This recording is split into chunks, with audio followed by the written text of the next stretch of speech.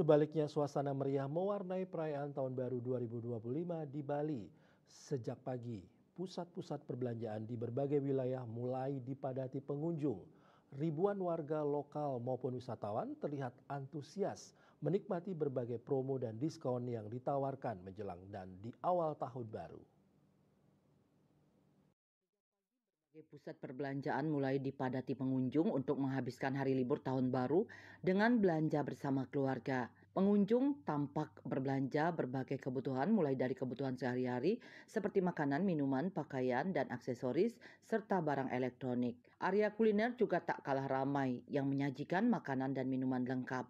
Berbagai restoran dan kafe juga dipenuhi pengunjung yang ingin menikmati hidangan spesial tahun baru. Selain berbelanja, banyak pengunjung juga memanfaatkan momen tahun baru untuk bersantai dan menghabiskan waktu bersama keluarga. Di area terbuka, banyak pengunjung yang sekedar duduk-duduk menikmati suasana. Perayaan tahun baru di Bali tahun ini menjadi bukti adanya peningkatan perekonomian di Bali. Hal ini terlihat dari pusat-pusat perbelanjaan, menunjukkan optimisme dan geliat ekonomi yang positif di awal tahun.